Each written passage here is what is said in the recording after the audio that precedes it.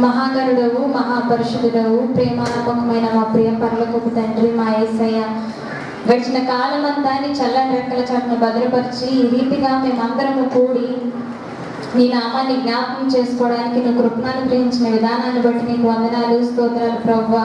ప్రతి బిడ్డ నా ప్రభువా ఆత్మీయంగా నా తండ్రి నీ వాక్యం వినడం కొరకే సిద్ధపడి ఉండగా నా ప్రభువా నీ బిడ్డల్ని జ్ఞాపకం చేసుకోమని అడుగుతున్నాను. అయ్యా నేను కాదు, నా ద్వారా మీరే నీ బిడ్డలతో మాట్లాడమని అడుగుతున్నాను. నీ కృపను నాకు అనుగ్రహించండి ప్రభువా. నీ దేవదూతల్ని కావలిగా ఉంచండి. నీ ఆత్మీయమైన మాటలు నా నోటి నుంచి రావడానికి నీ కృపను అనుగ్రహించమని అడుగుతున్నాను. అయ్యా ఇక్కడ ఉన్న ప్రతి ఒక్క బిడ్డకి కూడా వినగలిగే చెవులను గ్రహించే మనస్సును వారికి అనుగ్రహించమని అడుగుతున్నాను. అయ్యా నీ కృప నాతో ఉంచి నా ద్వారా మీ బిడ్డలతో మీరేం మాట్లాడాలని అనుకుంటున్నారో వారితో మీరే మాట్లాడమని, సమస్తమైనటువంటి మహిమ ఘనత ప్రభావములు మీరే ఆరోపించుకోమని త్వరలో రానైనా నజరేయుడైన యేసు నామముపై అడిగి బ్రతిమాలు వేడుకొంచున్నాను తండ్రి, ఆమేన్. ప్రభువు పేరిట మీ అందరికీ నా వందనాలు. సమయం ఇచ్చినటువంటి పాస్టర్ గారికి, అదే రీతిగా ఈ విధంగా ఆరాధన ఘనంగా జరుపుకోవడానికి మమ్మల్ని ప్రోత్సహించినటువంటి సంఘానికి, అదే రీతిగా సహకరించినటువంటి సంఘ పెద్దలకి, మరి ముఖ్యంగా మా ఆహ్వానాన్ని మన్నించి ఇక్కడికి విచ్చేసిన ప్రతి ఒక్కరికి కూడా మా నిండి శుభాలను తెలియజేస్తున్నాను. ముఖ్యంగా ఇక్కడ ఉన్న యవన బిడ్డలందరికీ కూడా యవనస్తుల ఆదివారపు శుభాకాంక్షలు తెలియజేస్తున్నాను. మొదటిగా నేను 2 మాటల గురించి మాట్లాడాలనుకుంటున్నాను. మొదటిది తల్లిదండ్రులతో ఒక మాట మాట్లాడాలనుకుంటున్నాను. రెండవదిగా యవన బిడ్డలతో. తల్లిదండ్రులతో ఏం మాట్లాడాలనుకుంటున్నానంటే, ఒక తల్లిగా తండ్రిగా నీ బిడ్డను నువ్వు ఏ క్రమంగా పెంచుతున్నావు అనేది ప్రాముఖ్యం. నీ తల్లిదండ్రులుగా నువ్వు ఎటువంటి పాత్ర నీ బిడ్డల పట్ల పోషిస్తున్నావని మాట్లాడాలనుకుంటున్నాను. అందరూ బైబిల్ తెరిచినట్లయితే కీర్తనల గ్రంథము 127వ అధ్యాయము 3వ వచనం చూసినట్లయితే, కుమారులు యెహోవా అనుగ్రహించు స్వాస్థ్యము, గర్భఫలము ఆయన ఇచ్చు బహుమానమే. ఈ మాటను గమనిద్దామండి. కుమారులు యెహోవా అనుగ్రహించు స్వాస్థ్యం అంట, గర్భఫలము ఆయన ఇచ్చు బహుమానం అంట. మనము ఇవాళ దేవుని ఇచ్చిన స్వాస్థ్యాన్ని మనం ఏ విధంగా పెంచుతున్నాం అనేది చాలా ప్రాముఖ్యం. చాలా మంది తల్లిదండ్రులు బిడ్డల పట్ల ఇటువంటి ప్రణాళిక కూడా కలిగి ఉండరు. వాళ్ళని కాలానికి వదిలేస్తుంటారు. లోకం పట్ల వాళ్ళు పెరుగుతూ ఉంటారు. బిడ్డల పట్ల ఎటువంటి ప్రణాళిక కూడా తల్లిదండ్రులకి ఉండదు. 4వ వచనం చూసినట్లయితే, యవ్వన కాలం ముందు పుట్టిన కుమారులు బలవంతుని చేతిలో బాణం వంటి వారంట. ఇప్పుడున్న సమాజంలో యవన బిడ్డలు ఏ విధంగా ఉంటున్నారంటే, లోకం వైపు అతిగా ఆశపడుతూ ఉంటారు. దేవుని వైపు చూడటానికి కూడా ఇష్టపడట్లేదు. సామెతల గ్రంథము 13వ అధ్యాయము 24వ వచనం చూద్దాం.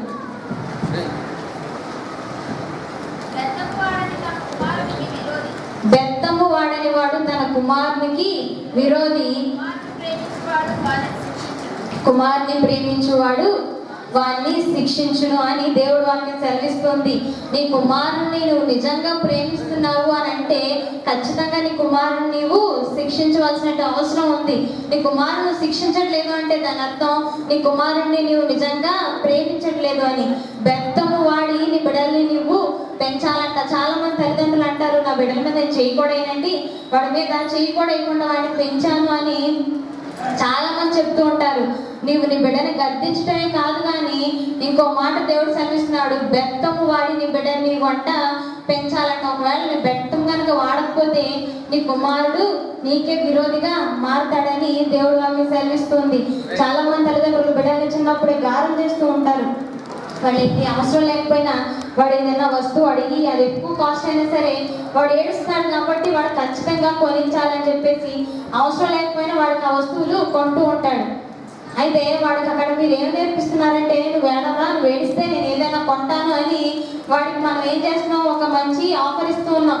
వాడు అదే బెనిఫిట్గా తీసుకొని ఎక్కడికి వెళ్ళినా ఏ విషయంలోనైనా సరే ఎంతమందిలో ఉన్నా వాడు ఆ వస్తువు కావాలని ఏడుస్తూ ఉంటాడు. లేదు వాడు అడిగినప్పుడు వాడికి అవసరం లేదని వాడిని గద్దించి లేదా బెత్తం వాడి కనుక వాడిని భయపెడితే రెండోసారి మళ్ళీ ఆ వస్తువుని కొనమని వాడు నిన్ను అడగడు. ఎందుకంటే కనీసం ఆ దెబ్బకన్నా వాడు భయపడుతూ ఉంటాడు. సామెతల గ్రంథము 22వ అధ్యాయం 6వ వచనం చూద్దాం. బాలుడు నడవలసిన త్రోవను వానికి నేర్పుము, వాడు పెద్దవాడైనప్పుడు దాని నుండి తొలగిపోడంట. అంటే నీ బిడ్డలకి నువ్వు మంచి మార్గాన్ని నేర్పిస్తూ ఉండాలి. పైగా వాడు పెద్దవాడైనప్పుడు దాని నుండి తొలగిపోడంట. చిన్నప్పుడు నువ్వేం నేర్పిస్తావో పెద్దవాడైనప్పుడు వాడు దానిలోనే ఉంటూ ఉంటాడు. చిన్నప్పుడు ప్రార్థన నేర్పిస్తే పెద్దవాడైనా కూడా వాడు ప్రార్థన అనేది మర్చిపోడు. చిన్నప్పుడు లోకాన్ని చూపించి పెంచామంటే రేపటి దినాన వాడు లోకంతోనే సహవాసం చేస్తూ ఉంటాడు. ఇవాళ దినాన చాలా మంది బిడ్డలకు 10th అవగానే ఫోన్లు కొనిస్తున్నారు తల్లిదండ్రులు.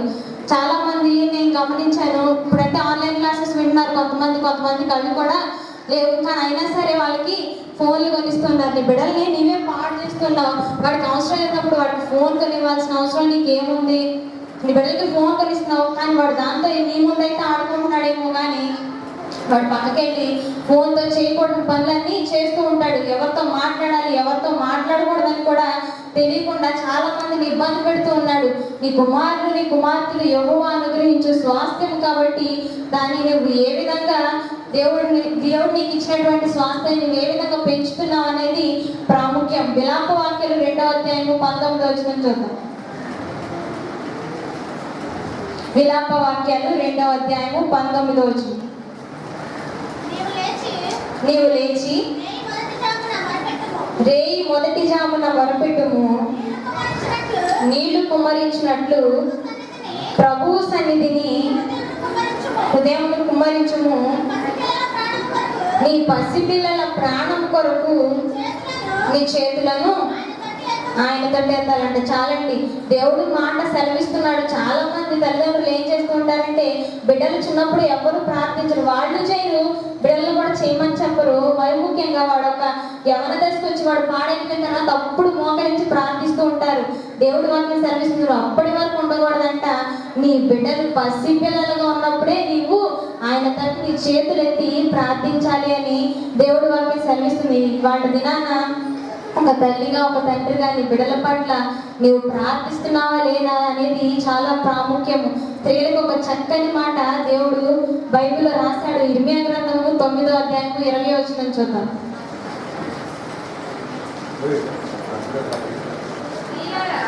స్త్రీలారా యెహోవా మాట వినుడి, మీరు చెవియొగ్గి ఆయన నోటి మాట ఆలకించుడి.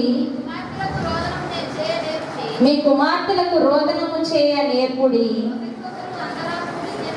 ఒకరికొకరు అంగలార్పు విద్య నేర్పుడి అని దేవుడి వాక్యం సెలవిస్తుంది.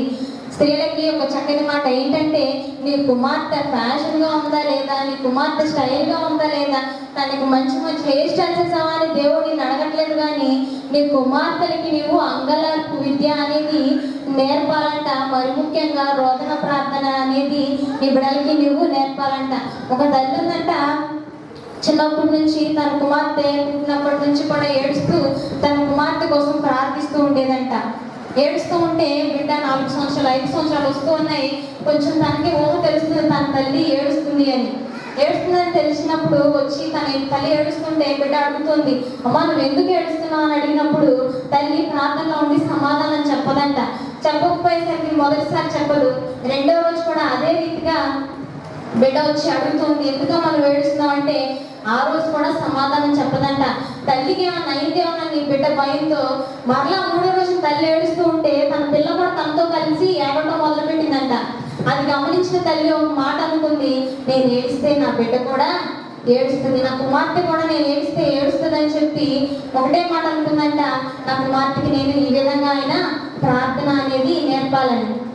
ఆ రోజు నుంచి తను ఏడుస్తూనే ఉంది, బిడ్డకి సమాధానం చెప్పట్ల. కొన్ని రోజుల తర్వాత బిడ్డ ఏం చేస్తుందంటే తల్లితో పాటు ఏడుస్తూ తల్లి అనే మాటలు కూడా బిడ్డ అంటం ప్రారంభించిందంట. ఆ విధంగా తల్లి తన కుమార్తెకి రోదనం చేయటం నేర్పిందంట. దేవునికి స్తోత్రం చెప్తాం, హల్లెలూయా. అదే రీతిగా 2వ మాట ఏంటంటే ఒకరికొకరు అంగలార్పు విద్య అనేది నేర్పుడి అని ఉంది. విద్య అనేది చాలా ప్రాముఖ్యమైనది, అవునా కాదండి? బిడ్డలకి విద్య అనేది చాలా ప్రాముఖ్యం. ఎందుకంటే ధనాన్ని ఎవరైనా దోచుకుంటారు, విద్యను ఎవరైనా దోచుకోగలరా? దోచుకోలేరు కదండి. విద్య అనేది ప్రతి ఒక్క బిడ్డకి, అది కుమారుడే కానీ కుమార్తె కానీ ఇద్దరికి కూడా చాలా ప్రాముఖ్యం. కానీ వాటి దినాన చాలా మంది తల్లిదండ్రులు కుమారులేంటో ఇంగ్లీష్ మీడియంలో చదివిస్తారు, కుమార్తెలేంటో తెలుగు మీడియంలో చదివిస్తారు. నీ కుమారుడు నీకు ఇచ్చే స్వాస్థ్యమే, యెహోవా నీకు అనుగ్రహించు స్వాస్థ్యం నీ కుమారుడైతే గర్భఫలం యెహోవా ఇచ్చు బహుమానం. ఆ విధంగా నీకున్న దానిలోనే ఇద్దరు బిడ్డల్ని కూడా సమానంగా చూడటం నేర్చుకోండి. ఎందుకంటే నీవు వాటి రోజున వారి విషయాల్లో భేదం చూపిస్తున్నావు, దేవుడు నీ భర్త నీ భార్య విషయంలో కూడా నీ బిడ్డలు అదే రీతిగా చేస్తూ ఉంటారని దేవుడు వాక్యం తెలుస్తుంది. తండ్రులకు ఒక చక్కటి మాట ఎఫెసీయులకు రాసిన పత్రిక 6వ అధ్యాయం 4వ వచనం.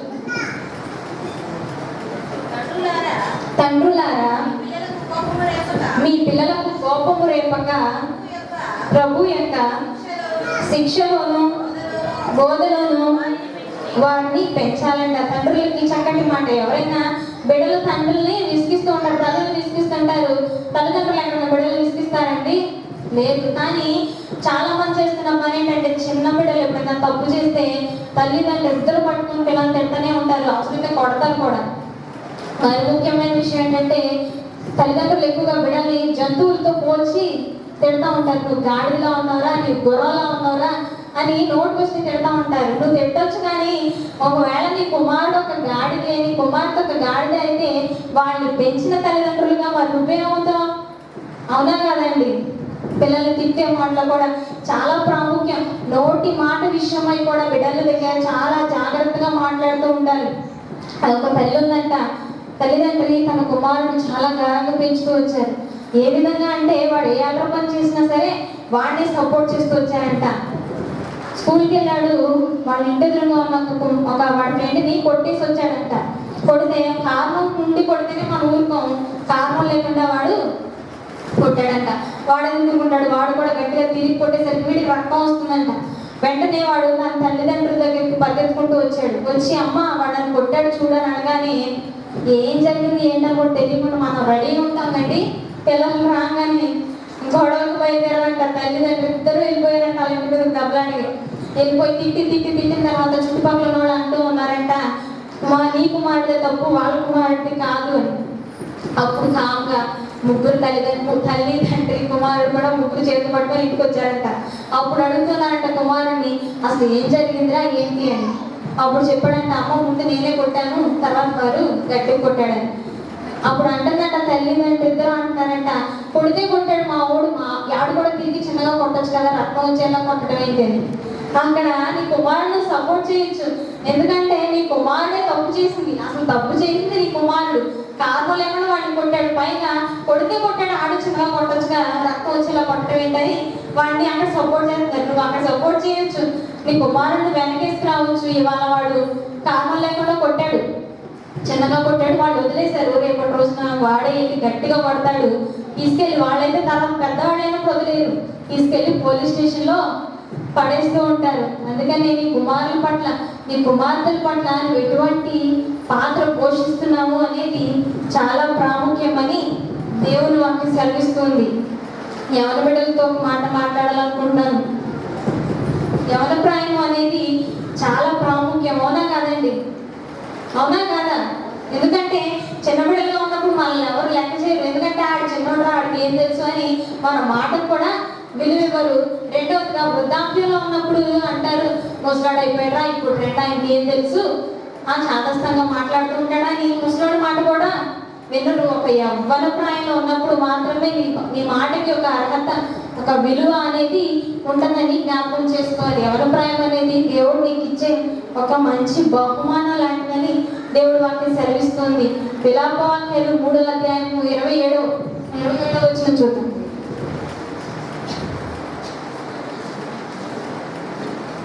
విలాపవాక్యాలు 3వ అధ్యాయము, యవన కాలమున కాడి మోయిన నరునికి మేలు, అతని మీద దాన్ని మోపినవాడు యెహోవాయే. చాలా మంది అనుకుంటా ఉంటారు, నేను వయసుకు వచ్చేసాను, వాళ్ళ మాట వినేది ఏంటని. ఎవరి బిడ్డలు చాలా మంది తల్లిదండ్రుల మాట వినరు. తల్లిదండ్రులు కూడా వాళ్ళు సపోర్ట్ చేస్తారు, నేను ఉన్నంత కాలమే వాడు నా కొడుకు అట్లా ఉంటాడు కదా, నేను లేని పక్షాన వాడు బ్రతుకు వాడు జీవిస్తాడని. కానీ ఈ మాట చాలా ప్రాముఖ్యం. నీ బిడ్డలు నీకు ఉన్నంత కాలం బ్రతుకుతారు, నేను లేనప్పుడు వాళ్ళు ఎవరిపైన ఆధారపడతారు? వాళ్ళకంటూ ఎటువంటి ఆధారము ఉండదు. కొంతమంది అనుకుంటూ ఉంటారు, ఏమనంటే నేను ఎవరి ప్రాయంలోకి వచ్చేస్తే నేను ఏం చేసినా కరెక్ట్ అవుతుంది, ఎవరు నన్ను ప్రశ్నించరు అని. చాలా మంది ఇక్కడ మాట వరకే చెప్తూ ఉంటారు. కింద 28వ వచనం నుంచి వద్దాం. అతని మీద దాన్ని మోపినవాడు యెహోవాయే కనుక అతడు ఒంటరిగా కూర్చుండి మౌనంగా ఉండాలంట. మనకి లేని 2 లక్షణాల గురించే దేవుడు మాట్లాడతాడు, అవునా కాదండి? ఎందుకంటే ఒంటరిగా ఇప్పుడు ఎవ్వరు ఎవరి బిడ్డ ఉండడు, మరి ముఖ్యంగా మౌనంగా అయితే అస్సలు ఉండడు, అవునా కాదండి? గ్రూపులు మెయింటైన్ చేయడం, గ్రూపులుగా బ్యాచ్లుగా విడిపోవడం అనేది ఎవరి బిడ్డలు మొదటిగా చేసే పని. రెండోది అయితే మౌనంగా అయితే అసలు నోరు ఉండదండి. ఎవరో కలుగుతూ ఉండాలి, వాళ్ళు తిట్టించుకోవాలి, వీళ్ళు తిడతా ఉండాలి. మరి బాధాకరమైనటువంటి విషయం ఏంటంటే, నేను చాలాసార్లు గమనించాను, చాలా మంది అన్నలు తమ్ముళ్ళు ఇక్కడ కూర్చుంటూ ఉంటారు, అవునా కాదండి? ఇక్కడ కూర్చుంటూ ఉంటారు, బెంచ్ల మీద కూర్చొని చాలా అలర్చిలర్గా మాట్లాడుతూ వెళ్ళిపోయే వాళ్ళందరినీ కూడా ఏడ్పిస్తూ ఉంటారు. చాలాసార్లు గమనించాను నేను. ఒకటే విషయం చెప్పాలనుకున్నాను, ఒక అన్నగా ఒక చెల్లిగా నీ పక్క ఉన్న వారికి ఒక ఆధారంగా ఉండాలి అని దేవుడి వాక్యం సెలవిస్తుంది. ఎందుకంటే నువ్వు మౌనంగా ఉండాలంట. ఇవాళ రోజున ఒకరిని హేళన చేసి నువ్వు నవ్వుతూ మాట్లాడుతున్నావు నలుగురితో కలిసి, కానీ దేవుడు వాక్యం సెలవిస్తుంది అదే నలుగురిలో నిన్ను రేపు దేవుడు నవ్వులు పాలు చేస్తాడంట. అన్న విషయమై నువ్వు జాగ్రత్తగా ఉండాలి, నువ్వు ఒంటరిగా ఉండాలి, మరి ముఖ్యంగా మౌనంగా ఉండాలని దేవుడు వాక్యం సెలవిస్తుంది. ప్రతి యవన బిడ్డకి ఉండాల్సినటువంటి 3 లక్షణాల గురించి చెప్పాలనుకుంటున్నాను. మొదటి లక్షణం ప్రత్యేకంగా జీవించాలి. ఏంటండి? ప్రత్యేకంగా జీవించాలి. రెండవది పరిశుద్ధంగా జీవించాలంట. ఏంటి రెండవ మాట? రెండవ లక్షణము పరిశుద్ధంగా జీవించాలి. మూడవది మంచి ప్రణాళిక కలిగి జీవించాలంట. మొదటి పేతురు పత్రిక 2వ అధ్యాయం 9వ వచనం చూద్దాం.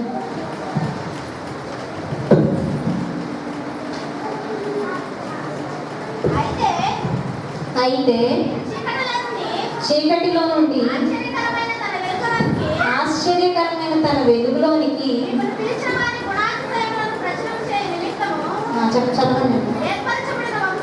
ఏర్పరచబడిన వంశమును, రాజులైన యాజక సమూహమును, పరిశుద్ధ జనమునై దేవుని సొత్తైన ప్రజలై ఉన్నారు. దేవుడి వాక్యము స్పష్టంగా తెలియజేస్తుంది. మీరు ఎవరంట? రాజులైన యాజక సమూహం అంట. రాజుల సమూహము అంటే దేవుడు మనల్ని రాజవంశంలో పెంచి రాజవంశంలో మనల్ని నిలబెడుతూ ఉన్నాడు. మనం అంటూ ఉంటాము రాజులకు రాజును, ప్రభువులకు ప్రభు అని సంబోధిస్తూ ఉంటాము. ప్రార్థన చేసేటప్పుడు ఎవరైనా తండ్రి తండ్రి అని అంటూ ఉంటారు. ఒకవేళ నీ తండ్రి ఒక రాజు అయితే రాజు యొక్క కుమార్తెలు ఏమవుతారు? రాజకుమారులు, రాజకుమార్తెలు అవుతూ ఉంటారు. ఆ విధంగా దేవుడికి చాలా రాజు ఏమనుకుంటాడంటే తన కుమారుడు తనకు ఉన్నటువంటి విద్యలన్నింటినీ కూడా తన కుమారుడికి నేర్పుతూ ఉంటాడు. యాజ్ తను ఎలా ఉన్నాడో తన కుమారుడు కూడా అలానే ఉండాలని ఆశపడుతూ ఉంటాడు. నీ తండ్రి కూడా ఆయనకు ఉన్నటువంటి లక్షణాలు నీలో ఉండాలని అధిక ఆశిస్తూ ఉంటాడు. నీవు లోకం వైపు చూడాలని కాదు ఆయన ఆశ, నీవు ఆయన వైపు చూడాలని. నువ్వు వేరెవరి సొత్తు కాదు, నీవు నీ సొత్తు కూడా కాదంట, నీవు దేవుని సొత్తు అని దేవుడి వాక్యం సెలవిస్తుంది. చాలా మంది ఎప్పుడైనా ఏదైనా చేయమని అడిగినప్పుడు చాలా మంది నాకు చేత కాదండి, నాకు రాదండి, నాకు భయం అండి అంటూ ఉంటారు. ఒక చిన్న ఉదాహరణ చెప్పాలనుకుంటున్నాను. మనం ఎగ్జామ్కి వెళ్ళాల్సిన అవసరం ఉంది. ఎగ్జామ్కి వెళ్ళి ఎగ్జామ్ పేపర్ చూసినప్పుడు మనకి ఏ ఆన్సర్ గుర్తు రాలేదు, నాకు రాదండి, నేను రాయనండి అంటే మార్క్స్ వేస్తారండి? చచ్చినా. ఎందుకంటే నీకు నీకు వచ్చింది రాస్తే వాళ్ళు వేస్తారు, కానీ నువ్వు రాయకపోయినా వాళ్ళకి వేయాల్సిన అవసరం లేదు. మరి అలాంటిది దేవుడి సొత్తు మీరు ఉన్నప్పుడు దేవుడి మాట వినాలా లేదా అండి? వినాలి ఖచ్చితంగా. చాలా మంది అపవాదిని బాగా ఎలా అంటే అపవాదికి తావిస్తూ ఉంటారు. దేవుని ఆహ్వానించడానికి ఇష్టపడరు, కానీ అపవాది చేయమన్న పనులన్నీ వాడు ఏ విధంగా మనల్ని ప్రోత్సహిస్తూ ఉంటాడో అలా చేస్తూ ఉంటాం.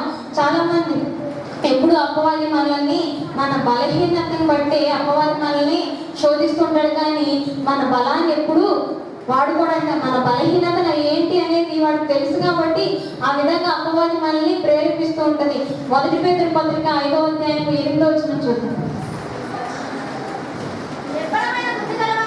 నిబ్బరము కలిగిన బుద్ధి గలవారై మెలకువగా ఉండుడి, మీ విరోధి అయిన అపవాది గర్జించు సింహము వలె ఎవరిని మృంగుదునా అని వెదకుచు తిరుగుచున్నాడంట. ఈ మాటను మనం స్పష్టంగా గమనించినట్లయితే ఒక మాట ఇక్కడ ఉంది, నీ అపవాది అని దేవుడు నిన్ను సంబోధించట్లేదు, కానీ నీ విరోధి అయిన అపవాది అని బైబిల్లో స్పష్టంగా తెలియజేస్తూ ఉంది. ఏంటంటే మనకి విరోధంగా చేసే వాళ్ళు ఎవరో మన శత్రువులే కదండి.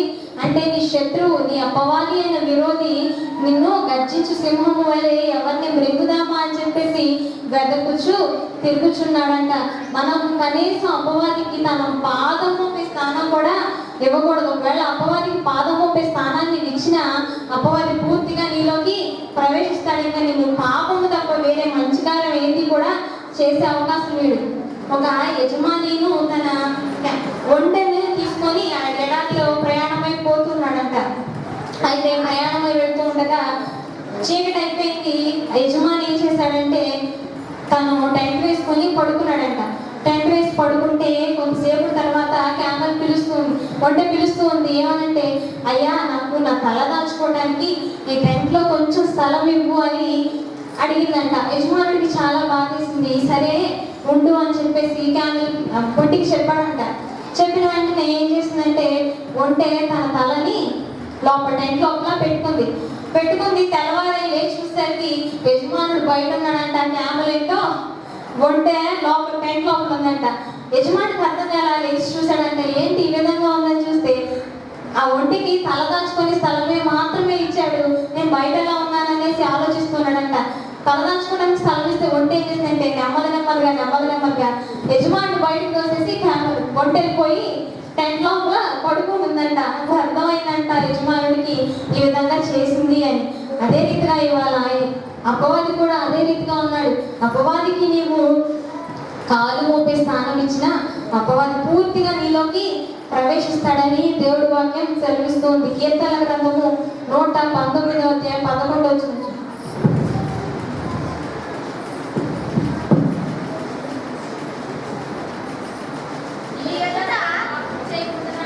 నీ ఎదుట నేను పాపము చేయకుండానట్లు నా హృదయంలో నీ వాక్యము ఉంచుకొని ఉన్నానని దేవుడు వాక్యం సెలవిస్తుంది. ఎందుకనంటే ఇవాళ దినాన పాపం చేయడానికి ఎవ్వరు కూడా వెనకాడట్లేదు. చాలా మంది అనుకుంటూ ఉంటారు, వాళ్ళ ఫ్రెండ్స్ చూసి భయపడతారు, అమ్మో వీడితో నేను కలిసి పాపం చేయకపోతే వీళ్ళని కలుపుకోడేమో, రేపు నేను ఒంటరిగా జీవించాలేమో అని చెప్పేసి అనుకుంటూ ఉంటాడు. కానీ దేవుడు వాక్యం సెలవిస్తూ ఉంది, నేను పాపము చేయకుండానట్లు హృదయంలో ఎవరి వాక్యం ఉంచుకున్నారంట? దేవుని వాక్యం. నీకు ఒక మంచి ఆఫర్ దేవుడు ఇస్తున్నాడు. ఏంటంటే నీ హృదయంలో ఆయన వాక్యం ఉంటే నీవు పాపము చేయమంట. అదే రీతిగా చాలా మంది ఏం చేస్తారంటే ఎవరి బిడ్డలు సెల్ ఫోన్కి బానిసలు అయిపోతూ ఉన్నారు. బానిసలు అయిపోయి ఎప్పుడు 24 గంటలు కూడా ఆన్లైన్లోనే ఉంటూ ఉంటారు. చాలా మందికి తల్లిదండ్రులు కోపం వచ్చినా చెప్పలేదు, ఎందుకంటే వాడు మాట వినని చెప్పేసి వదిలేస్తూ ఉంటారు. సెల్ కంట్రోల్లోకి వెళ్ళిపోతారు. ఒక మాట చెప్తున్నాను, ఫోన్ కంట్రోల్లోకి మీరు వెళ్ళొద్దు, కానీ ఫోన్ని మీ కంట్రోల్లోకి తీసుకొచ్చుకోండి. మీకు అవసరమైనప్పుడు దాన్ని వాడండి, అవసరం లేనప్పుడు పక్కన పడేయండి. మొదటిగా ఉండాల్సిన లక్ష్యం ఏంటి? ప్రత్యేకంగా జీవించాలి. ఎవరితో కూడా గ్రూప్ మెయింటైన్ చేయొద్దు. నీ ఒంటరిగా జీవించు, మరి ముఖ్యంగా మౌనంగా జీవించు. ప్రత్యేకంగా నీవు దేవుని సొత్తు కాబట్టి ప్రత్యేకంగా జీవించు. నీ స్నేహితుల్ని బట్టి కాదు, నీ బంధువులు బట్టి కాదు, కానీ నీవు మాత్రం ప్రత్యేకమైన వాడిగా అందరితో కలిసి ఉంటే నీకు ఎటువంటి పేరు రాదు, కానీ ప్రత్యేకంగా జీవిస్తేనే నీకు ఒక మంచి పేరు, నీకు ఒక మంచి జీవితం అనేది దేవుడు ఇస్తాడని దేవుడి వాక్యం తెలియజేస్తుంది. రెండవదిగా ఉండవలసినటువంటి లక్షణం ఏంటంటే పరిశుద్ధత. చూసినట్లయితే 1 పేతురు పత్రిక 1వ అధ్యాయం 16వ వచనం.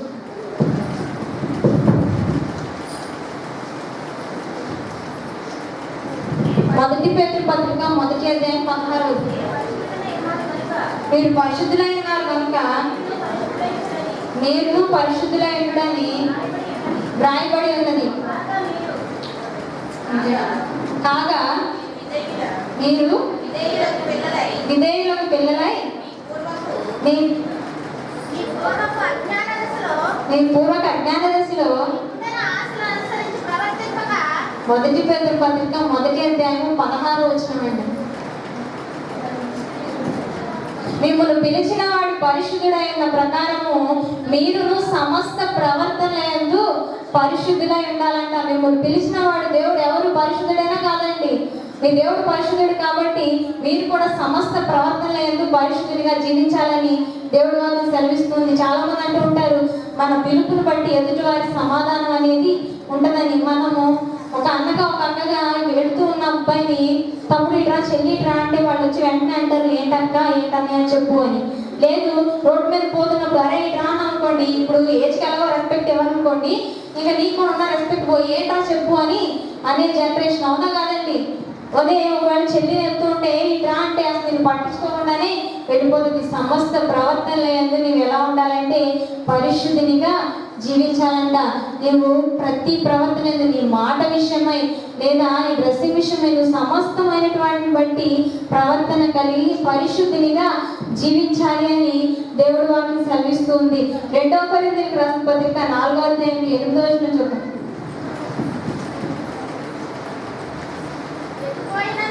ఎటుపోయినను చంపడుచున్నను 2వ కొరింథీయులకు రాసిన పత్రిక 4వ అధ్యాయము 18వ వచనం. చదవండి.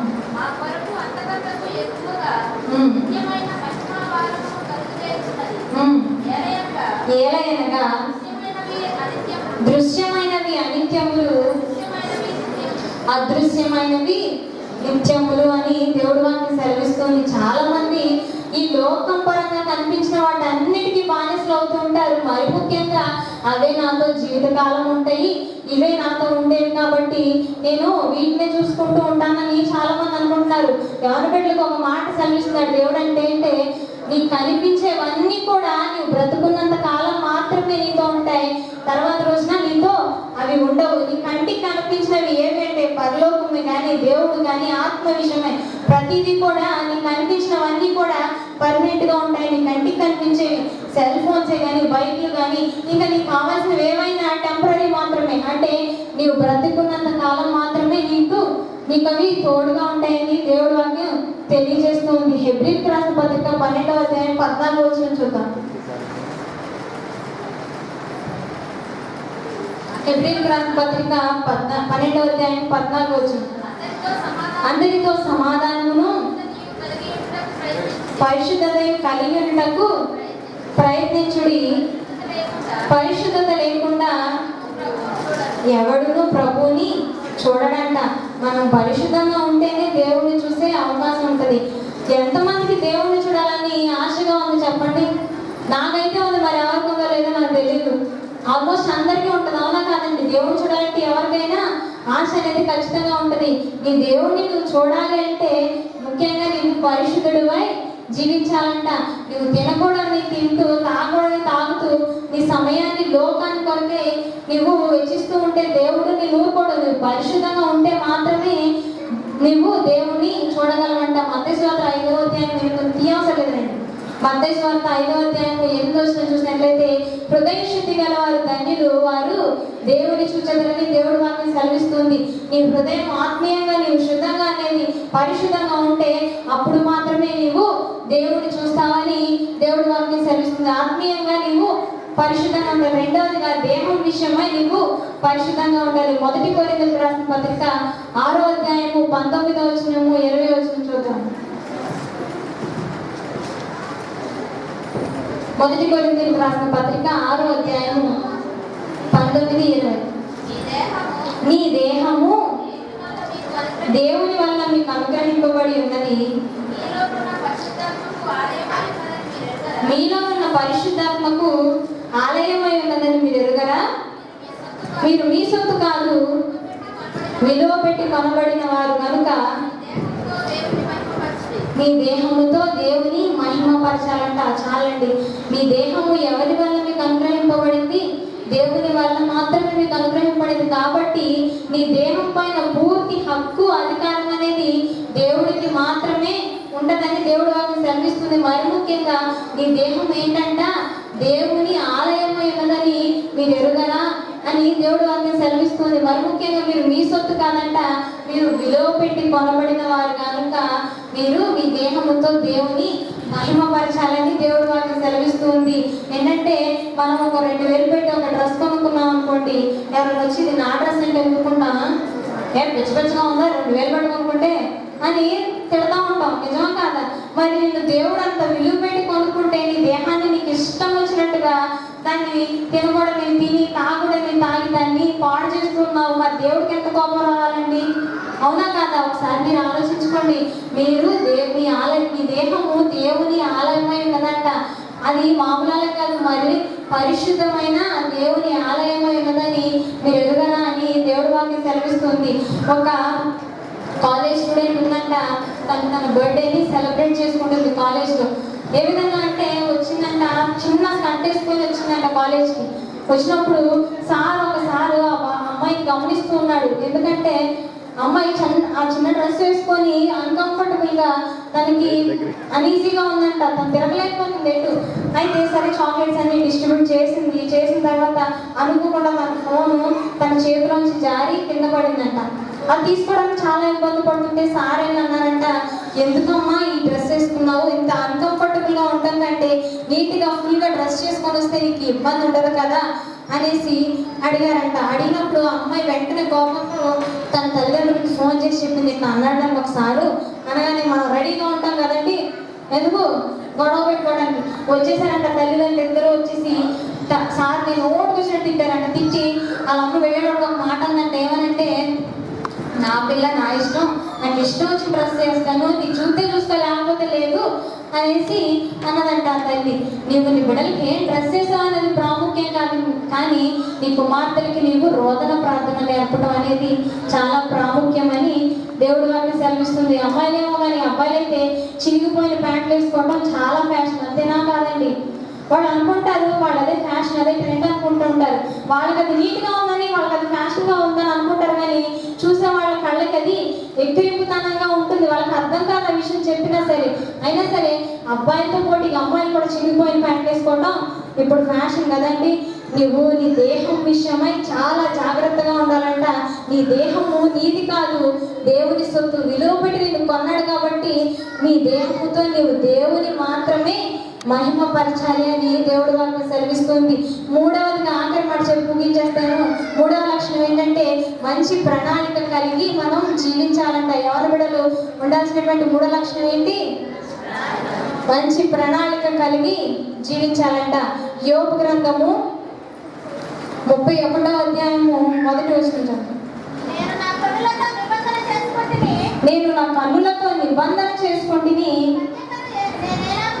కన్యకను నేను ఎలాగూ చూచుదును అని. మొదటిగా మనం ఎవరినైనా మనం వెళ్తూ ఉంటే రోడ్డు మీద ఎవరైనా కంటపడ్డారనుకోండి, నార్మల్గా మనం ఫస్ట్ చూస్తూ ఉంటాం, చూసి వదిలేస్తాం, అది సాధారణంగా చూడటం. రెండోసారి నువ్వు మరలా వాళ్ళ వైపు తిరిగి చూసామంటే ఆ చూపుకి రెండో అర్థం ఏదో ఒక కారణం అయితే ఖచ్చితంగా ఉంటుంది, అవునా కాదండి? యోబు గారు మొదటి చెప్పుల గురించి మాట్లాడలేదు, కానీ రెండోసారి ఏదో కారణంతో చూసావు కదా, ఆ చూపుల గురించి మాత్రమే మాట్లాడుతున్నాడు. ఏమనంటే, నేను నా కన్నులతో నిబంధన చేసుకుంటే కన్యకను నేను ఎలాగూ చూచుదును అని. చాలా మంది ఎవరి బిడ్డలు పై రూపాన్ని చూసి ఇష్టపడుతూ ఉంటారు. నాన్న అమ్మాయి బాగుంది, నాన్న అబ్బాయి బాగున్నాడని పై రూపాన్ని చూసి చాలా ఇష్టపడుతూ ఉంటారు. ఒక ఎవరి బిడ్డ ఉన్నాడంట, చదువుకుంటూ ఉంటాడు, తల్లిదండ్రులు గారంగా పెంచారు, అయినప్పటికీ వాడు ఒక క్రమశిక్షణలోనే ఉన్నాడు. వాడికి చిన్నప్పటి నుంచి అన్ని మంచి బుద్ధులు నేర్పించి పెంచారు. వాడి చదువు అయిపోయింది, ఉద్యోగం రావడానికి సమయం పడుతుంది. వాడు అనుకున్నాడంట, నేను ఇంక పెద్దవాడు అయిపోయాను, నేను ఇంకా పెళ్లి చేసుకొని స్టేజ్కి వచ్చేసాను కాబట్టి మా అమ్మోళ్ళు అయితే ఏదో ఒక అమ్మాయిని తీసుకొచ్చి నాకు అంటగడతారో, అమ్మాయి అందంగా ఉంటుందో లేదో, రేపు నేను ఎప్పుడు వెళ్తూ ఉంటే అబ్బా మీ ఆవిడ బాగుందిరా అని అనేలా ఉండాలని వాడు ఏం చేశాడంటే ఫోన్ తీసుకొని వెతకడం ప్రారంభించాడు. ఎవరిని? అమ్మాయిని. పెళ్లి చూపుల కోసం అమ్మాయిని వెతకడం ప్రారంభిస్తూ ఉన్నాడంట. చూస్తూ ఉన్నాడు. ఒక షాట్ ఏం కనిపించిందంటే, ఫేస్బుక్లో ఒక అమ్మాయి కనిపించిందంట. అమ్మాయి చాలా బాగా చూడటానికి మంచి కలర్ఫుల్గా ఉందంట. అనుకున్నాడంట, చేసుకుంటే నేను ఈ అమ్మాయినే చేసుకోవాలి అని. తల్లిదండ్రులు కూడా చెప్పకుండా మెసేజ్ చేస్తూ ఉన్నాడంట.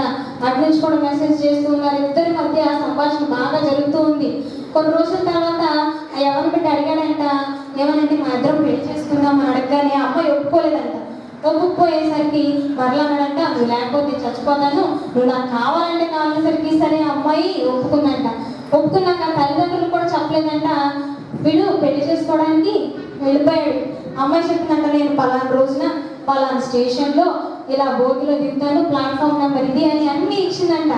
ఇస్తే మనోడు చక్కగా నీట్గా డ్రెస్ చేసుకొని చేతితో రోజు పట్టుకొని రెడీగా ఉన్నాడంట. వెళ్ళిపోయి స్టేషన్ దగ్గర ఉంటే చూస్తున్నాడు, ఇంకా భోగిలో అందరు దిగుతున్నారు కానీ ఏ అమ్మాయి కూడా దిగట్లేదంట. చూస్తున్నప్పటికి లాస్ట్ అందరు దిగేశారు. ఒక ముసలావిడ దిగిందంట, 60 ఏళ్ళ ముసలావిడ దిగి పరిగెత్తుకుంటూ వీడి దగ్గరకు వచ్చి పద వీళ్ళు పెళ్లి చేసుకుందాం అన్నట్ట. వాడికి ఏం అర్థం కాదు, ఇదేంటి ఈ అమ్మాయి నన్ను పెళ్లి చేసుకుంటానంటే, ఏం మాట్లాడారు, ఏం మాట్లాడతారు, నీ వయసు ఎక్కడ నా వయసు ఎక్కడ, నేను మిమ్మల్ని పెళ్లి చేసుకోవడం ఏంటి అని అన్నాడంట. ఆ మాటకి బాగా కోపం వచ్చింది వాడికి. నన్ను మా అమ్మ అంటావేంట్రా, నువ్వే కదా పెళ్లి చేసుకున్నావు రా అనేసి అన్నావనంటే, నేను నిన్ను కాదు, అమ్మాయి పేరు ఏంజిల్ లాగే ఉంది, నీలా ఉంటుంది అనేసి అనేసరికి ఆ ముసలావిడ వెళ్ళి కేసు పెట్టిందంట. వీడు నన్ను చిత్రహింస పెట్టాడు, నేను పెళ్లి చేసుకోనంటే చేసుకో అని అన్నాడు, చేసుకోనంటే ఆయన ఇప్పుడు వీడు వద్దన్నాడని వెళ్ళి కేసు పెట్టింది. కేసు పెట్టినాక తల్లిదండ్రులు ఖచ్చితంగా రావాలిగా, పిలిచారంట. తల్లిదండ్రులు వచ్చినాక అడిగారంట, ఏం జరిగిందిరా అసలు, వాళ్ళు వచ్చారేంటి, ఆ ముసలావిడ ఏంటి అని అడిగితే అప్పుడు చెప్తానంట, అమ్మ మీకంటే ముందు నేను పెళ్లి సంబంధం చూసేసుకున్నాను, పెళ్లి చేసుకున్నా అంటే ముసలావిడ వచ్చిన చేసుకోమంటున్నావా అని చెప్పేసి చెప్పాడంట. చెప్పిన వెంటనే పోలీసు వాళ్ళు అడుగుతున్నారంట, ఎందుకురా అలా అడిగావు, ఇప్పుడు చేసుకోమంటే ఎందుకు చేసుకోవట్లేదంటే, కాదు సార్ నేను చూసింది వేరే అమ్మాయిని, ఈ ముసలావిడ 16 ఇయర్స్ అమ్మాయిది, 16 సంవత్సరాల ఆడపిల్ల ఫోటో పెట్టింది, ఇప్పుడు ఏమన్నా చేసుకోమంటే ఆ ముసలావిడ ఇచ్చినటువంటి చట్టం మాట ఏంటంటే, నిజమే సార్ నేను పెట్టింది 16 సంవత్సరాల అమ్మాయి ఫోటోని, కానీ అమ్మాయి వేరెవరో కాదు, నేనే నా 16 సంవత్సరాలు ఉన్నప్పుడు ఆ ఫోటో నేను పోస్ట్ చేశాను, ఆ ఫోటోనే ఉంది, వీడు నాకే తెలుసు వీడు ఆ ఫోటో చూసి నాకు ఇష్టపడతాడని అనేసి ఆ ముసలావిడ చక్కటి సాక్ష్యం ఇచ్చిందంట. ఇవాళ రోజున చాలా మంది ఎవరి బిడ్డలు కూడా అదే రీతిగా జీవిస్తున్నారు. ఒక మాట, నీవు ఒకవేళ పై రూపాన్ని చూసి ఇష్టపడుతున్నావేమో కానీ వెనక ఉన్న మనిషి గుణగణాలను చూసి ఎవ్వరు కూడా ఇష్టపడట్లేదు. సామెతల గ్రంథం 31వ అధ్యాయము 30 వచనం చూద్దాం. మోసకరము సౌందర్యము వ్యర్థము, యెహోవా యందు భయభక్తులు కలిగిన స్త్రీ కొనియాడబడును. దేవునికి స్తోత్రం చెప్తాం. హల్లెలూయా. అందం ఏంటంట, మోసకరం అంట. సౌందర్యం అయితే వ్యర్థమని దేవుడు వాటిని సెలవిస్తుంది. నువ్వు పైన అందాన్ని చూసి నువ్వు ఏ అమ్మాయినైనా ఇష్టపడుతున్నావేమో, దయచేసి అందాన్ని చూసి మాత్రం ఇష్టపడద్దు. అమ్మాయి మంచిగా అందంగానే ఉండొచ్చు, కానీ అమ్మాయి క్యారెక్టర్ ఎలాంటిదో తెలియకుండా అమ్మాయిని దయచేసి ఎవరికి ఇష్టపడద్దని దేవుడు వాటిని సెలవిస్తుంది. అందం ఎటువంటిదంటే మోసకరం. ఇవాళ రోజున అమ్మాయి అందంగా ఉంటుంది, కొన్ని సంవత్సరాల తర్వాత అప్పటికైనా అమ్మాయి అందం పోతుంది కంటే అలానే ఉంటుందా? ఉండదు కదా. అబ్బాయి అందం అంతవరకే ఉంటుంది, పెద్దవాడైనప్పుడు అందం అనేది ఉండదని దేవుడు సెలవిస్తున్నాడు. నీవు ఏం చేయాలంట, యెహోవా యందు భయభక్తులు కలిగిన స్త్రీ కొనియాడబడుతుందంట. యెహోవా యందు భయభక్తులు కలిగిన స్త్రీగా నీవు ఉన్నావా లేదా అని ప్రతి ఒక్క యవనస్తురాలు కూడా తనని తాను పరీక్షించుకోవాల్సిన వారిగా ఉన్నారు. మత్తయి సువార్త 22వ అధ్యాయం 37వ వచనం చూద్దాం.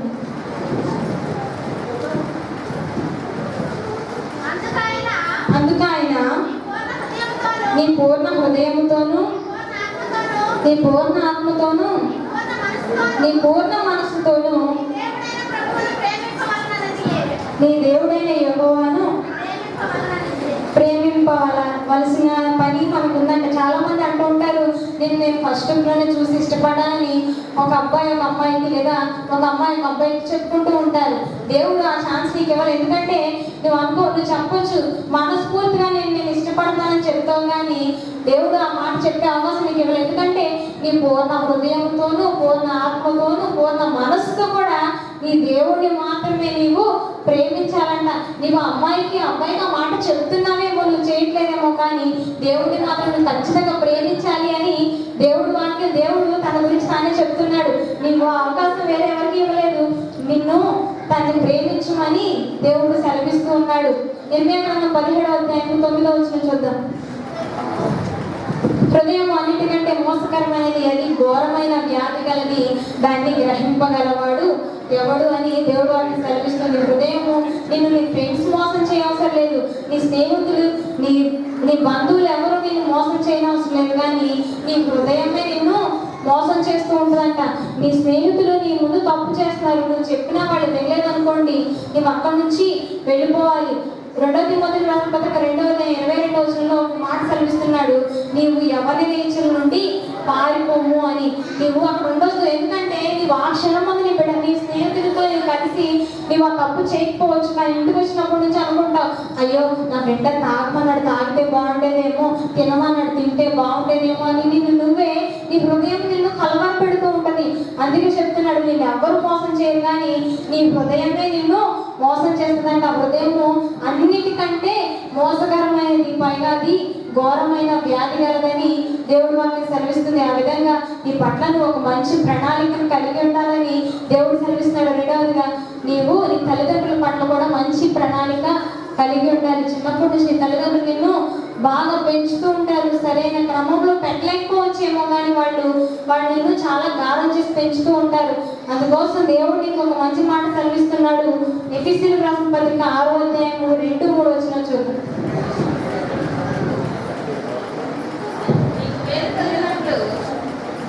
నీకు మేలు కలిగినట్లు నీ తల్లిని నీ తండ్రిని సన్మానింపుము, అప్పుడు నీవు భూమి మీద దీర్ఘాయుష్మంతుడు అగుదువు అని దేవుడు వాటిని తెలుస్తున్నాడు.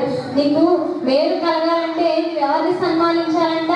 నీ తల్లిని నీ తండ్రిని నీవు సన్మానించాలి. వాళ్ళు ఎటువంటి వాళ్ళైనా సరే నీ తల్లిని నీవు నీ తండ్రిని సన్మానించవలసిన వారిపై విన్నావు. అప్పుడు నీవు భూమి మీద దీర్ఘాయుష్మంతుడుగా ఉంటావంట. ఒక తల్లి తన కుమారుని గారంగా పెంచుతూ వచ్చింది. వాడు పెద్దవాడయ్యాడు, వాడికి పెళ్లి కూడా చేసిందంట. చేసి తన కుమార్తెలు వచ్చేసరికి తల్లి ఇబ్బందికరంగా మారింది భార్యకి. భార్య అంట, నీకు నీ తల్లి ఉంచిపోతే ఏ వృద్ధాశ్రమంలోనే వేయొచ్చు కంటే భార్య మాట విని భర్త తీసుకెళ్ళి వృద్ధాశ్రమంలో పడేశాడంట. పడేసినప్పుడు తల్లి కొన్ని రోజులకి అనారోగ్యం పాలైంది. అనారోగ్యం పాలయ్యి అక్కడ ఉన్న యజమాని అడిగిందంట, అయ్యా ఒకసారి నా కుమారుడికి ఫోన్ చేసి నేను మాట్లాడతానంటే చేసించాడంట. అరే ఇక్కడ చాలా అశుభ్రంగా ఉంది, చుట్టూ దోమలు, నేను ఉండలేకపోతున్నానంటే సరే ఏం చేయమంటావమ్మా అంటే నాకు ఒక 4 ఫ్యాన్లు పెట్టించరా అందంట. తీసుకొచ్చి ఆ కుమారుడు 4 ఫ్యాన్లు బిగించి వెళ్ళిపోయాడంట. మళ్ళా 2 రోజుల తర్వాత మళ్ళీ ఫోన్ చేసింది. ఫోన్ చేసి నేను ముసల్దాన్ని అయిపోయాను కదరా, నేను కూర్చొని బట్టలే ఉతుకుంటాను, ఒక చిన్న వాషింగ్ మిషన్ కొనిపోందంట. సరే అని వాషింగ్ మిషన్ కొనిస్తే తీసుకొచ్చి కొనిచ్చేటంట. మరలా 2 రోజుల తర్వాత తల్లి ఫోన్ చేసి చెప్తుంది ఏమనంటే, అరే చాలా వేడి తట్టుకోలేకపోతున్నాను, బాగా వేడిగా ఉంది, ఎండాకాలం కదరా అని అంటే ఏం చేయనమ్మా అంటే ఏసీ పెట్టించరా అందంట. సరే తన కుమారుడు వెళ్తూ ఉన్నట్టు తీసుకొస్తానమ్మా అని వెంటనే తల్లి పిలిచి తన కుమారుడు పడుకుని గట్టిగా ఇచ్చిందంట. ఏమనంటే, నా చిన్నప్పటి నుంచి ఇవేవి నాకు అలవాటు లేవురా, నా కుమారుడుగా నువ్వు నాకు ఇస్తున్నావు, నువ్వు చేసిన ప్రతిదీ కూడా నీ కుమారులు చూస్తున్నారు, నీవు కూడా రేపు ఇదే స్థానంలోకి రావాలి, వీటితోనే పెరిగావు కాబట్టి నీ ద్వారా ఇవన్నీ కొని ఇక్కడ పెడుతున్నారా, నా కోసం కాదు అనేసి అందంట. కుమారుడికి చంప చెల్లు అన్నట్టుగా అనిపించింది. ఎందుకంటే రేపటి రోజున వాడు కూడా అక్కడికి రావాలి. ఎందుకంటే వాడు తన తల్లిదండ్రులను తీసుకెళ్ళి వృద్ధాశ్రమంలో వేశాడు, తన కుమార్తెలు అన్ని చూస్తున్నారు కాబట్టి వాడు కూడా రేపు వాడిని తీసుకెళ్ళి అక్కడే వేయాలి. కాబట్టి అందుకోసం తల్లి ముందుగానే అవన్నీ పెట్టిందంట. దేవుడు మాట చదివిస్తున్నాడు, నీకు మేలు కలిగినట్లు నీ తల్లిని నీ తండ్రిని నీవు సన్మానించాలంట. మరి అప్పుడు నువ్వేమవుతావు అంటే భూమి మీద దీర్ఘాయుష్మంతుడిగా ఉంటావని దేవుడి వాక్యం చదివిస్తుంది. ఆ విధంగా తల్లిదండ్రుల పట్ల మన పట్ల కూడా మంచి ప్రణాళికను ప్రత్యేకమైన వారిగా జీవిస్తూ పరిశుద్ధంగా ఉండాలని, అదే రీతిగా తల్లిదండ్రులు కూడా తన కుమార్తెల్ని మంచి మార్గంలో సన్మార్గంలో నడిపించాలని కోరుకుంటూ నా వాక్యాన్ని ముగిస్తున్నాను.